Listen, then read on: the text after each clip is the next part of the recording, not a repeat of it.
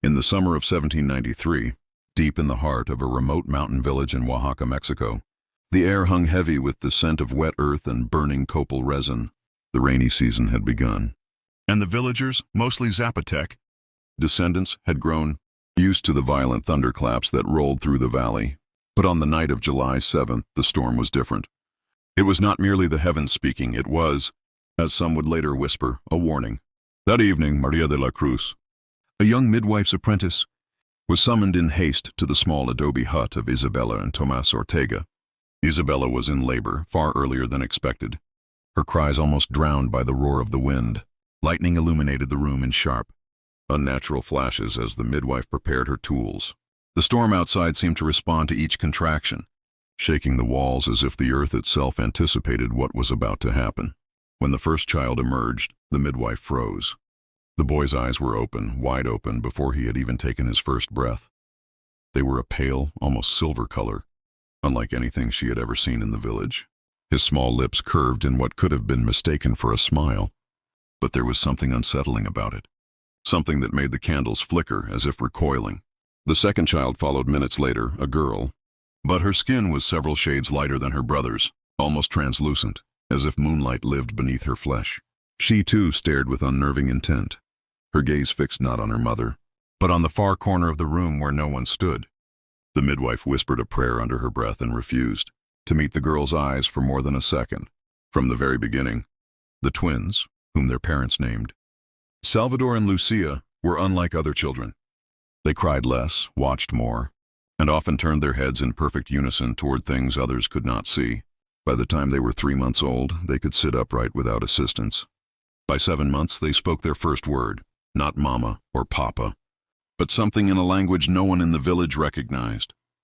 The word was low, guttural, and made the old priest, Father Esteban, turn pale when he heard it. Rumors began to swirl.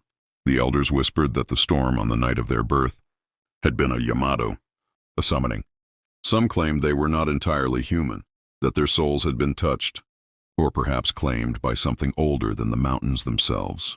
Isabella, a deeply religious woman, clung to her rosary and prayed every night. Yet even she admitted to her sister that sometimes, when she woke in the middle of the night, she would find the twins standing silently at the foot of her bed, simply watching her. What no one could explain, not even the visiting doctor from the nearby city, was the strange marks that began to appear on the twins' skin. At first they were faint, tiny, geometric shapes along their arms and necks, almost like tattoos but far too precise for human hands. Over time, the markings deepened, glowing faintly under moonlight. Scientists centuries later would study sketches of these patterns and admit they bore no resemblance to any known tribal markings, hieroglyphs, or natural birth anomalies. The village grew uneasy. Chickens stopped laying eggs near the Ortega home. Dogs avoided the twins entirely, crossing the road rather than pass too close. And more troubling still, several elders began to die in their sleep, their faces frozen in expressions of sheer terror. Father Esteban insisted on baptizing the twins immediately, fearing their souls were at risk. The ceremony was set for a Sunday morning in early spring. The church was filled with incense, sunlight streaming through the narrow windows. But the moment the holy water touched Lucia's forehead, every candle in the church went out. The air turned icy, and the silver crucifix on the altar began to tremble. Some swore they heard the twins laugh, softly, but unmistakably, over the priest's trembling prayers. That night, the first disappearance occurred. The night after the failed baptism, the Ortega family went to bed early, exhausted from the tense events in the church. The twins, as usual, slept in the small cot in the corner of the parents' room.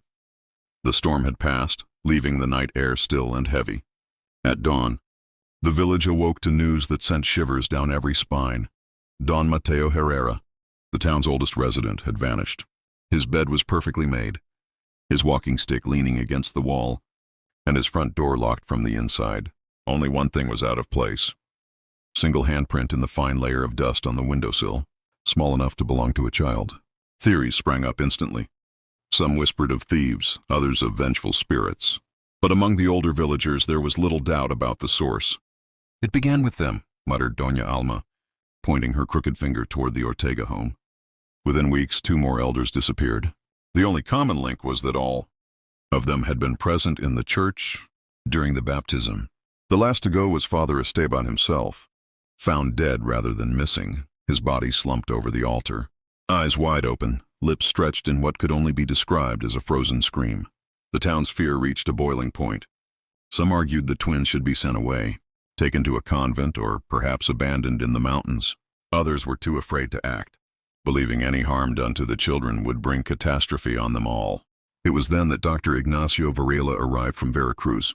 He was a physician and amateur natural, philosopher with a reputation for investigating the unusual, strange illnesses, unexplained phenomena, and the occasional rumored curse.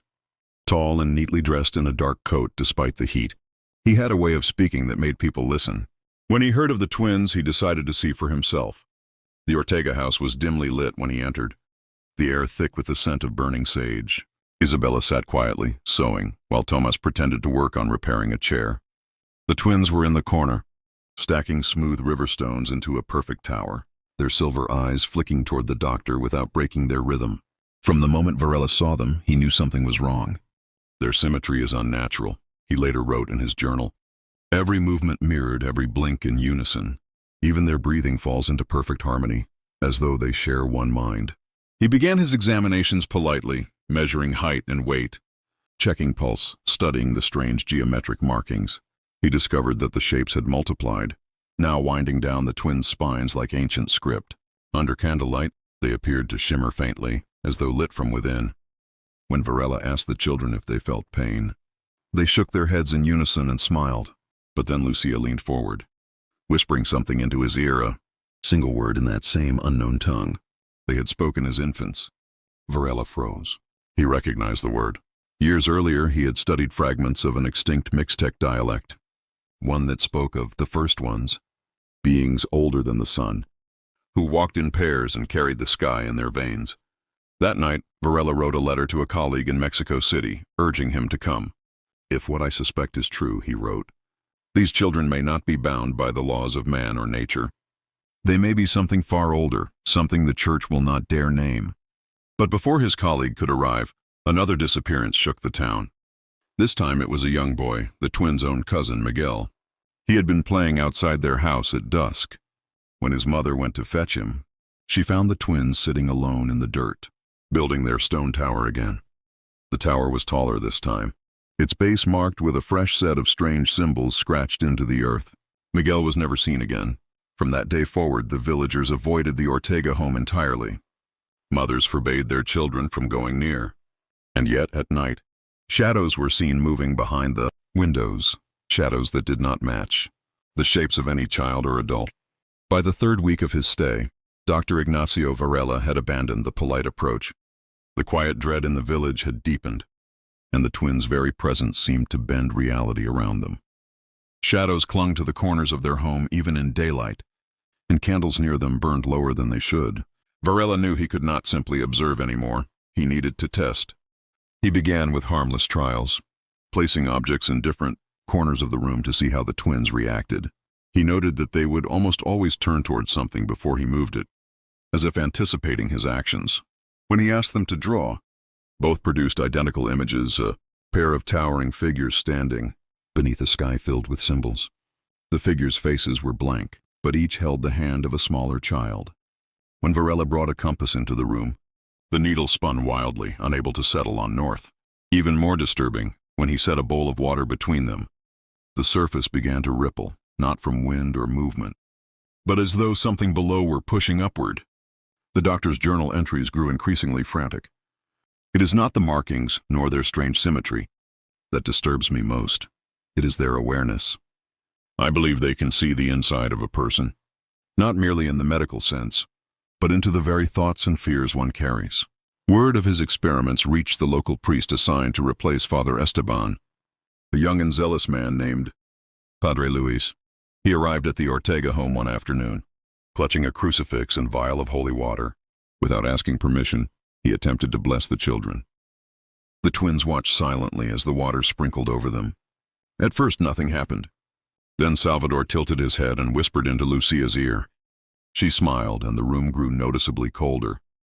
The crucifix in Padre Luis's hand began to warm, almost burn, forcing him to drop it. The holy water in the vial turned cloudy, as though contaminated. He fled without a word. That night, Varela decided on a more direct approach. He set up his instruments, an assortment of mirrors, magnifying lenses, and early galvanic devices, hoping to detect something measurable. He pricked each child's finger to take a drop of blood. Under the crude microscope, the cells appeared wrong, not malformed, but different. The structures were denser, their arrangement geometric, as though the blood itself was engineered. While Varela worked, the twins sat motionless, eyes locked on him. Then, in perfect unison, they spoke a sentence in that same unknown language. The words seemed to reverberate in the air, vibrating through the wood of the table. Varela did not understand the sentence, but he felt its meaning, somewhere deep inside his bones. You are not the first to watch us. The next morning, he awoke to find every page of his journal, neatly stacked on the table, except the entries about the blood. Those pages were gone.